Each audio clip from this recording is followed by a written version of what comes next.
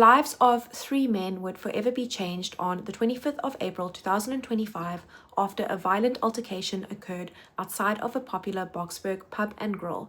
Today I'm talking about the case of Brandon Pretorius, a 27-year-old father who tragically died in hospital after being viciously assaulted in the parking lot outside of that pub.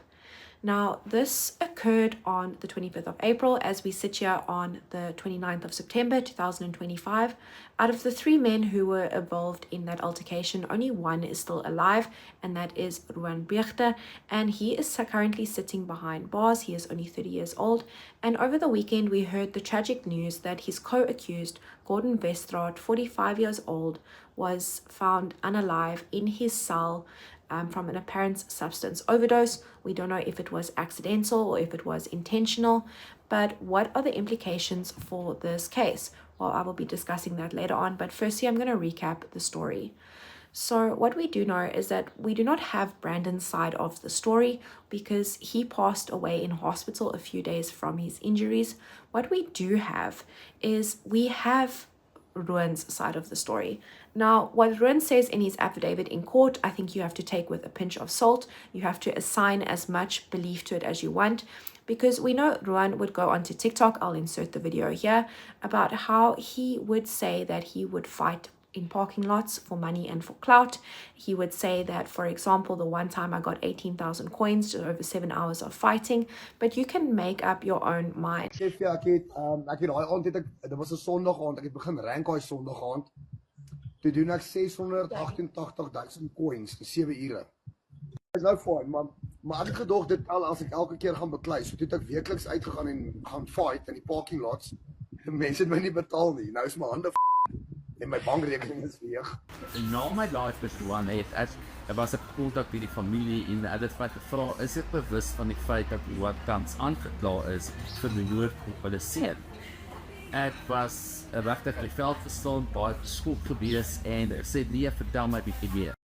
Now, we also know that according to his affidavit, he blames Brandon for what happened. He said that Brandon was intoxicated, that he walked past him, he was sitting at the bar, and that he inappropriately touched Ruan's girlfriend. His girlfriend has now turned state's witness, and that according to Ruan, he went to the bouncers and security and asked them to remove Brandon, which they did not, and Brandon was staring aggressively at him from across the bar. And then a cell phone allegedly went missing. The girlfriend's cell phone went missing, and it was tracked to Brandon's vehicle. Now, according to Gordon Westraad, who was found dead in his cell over the weekend, according to his affidavit, Ruan phoned him and asked him to come and help. But when he got to the scene of the crime, Brandon Pretorius was already bloody. He had already been smacked a few times, allegedly. Now, the most tragic incident of this case is that Brandon tried to get away. According to reports, he got into his vehicle and he tried to get away from these men who were allegedly attacking him. And what they did is that they followed him. They didn't let it go. They allegedly followed him and they tracked him down and they assaulted him some more. Now, we know that Gordon Westraad, who he was denied bail on the 27th of August, and that his next court appearance was supposed to be on November the 11th. The accused in this case, the only man still alive, Gordon Westraad, 30 years old, we know that he has an alleged history of violence. We know that, for example, there was a case that was allegedly made against him for assaulting a police officer in uniform, but nothing happened with that.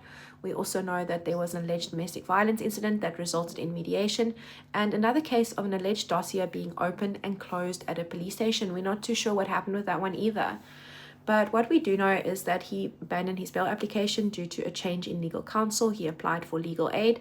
And we know that this case is going to be going on until the 11th of November. It's going to be continuing in the Boksburg Magistrates Court on the November the 11th. And I will be following it. So if you like what I do, consider giving me a like and a follow. And memberships are available. All money goes towards the plant fund behind me. I've made them as low as possible, which is 14 Rand. And I would appreciate it if you could support me that way.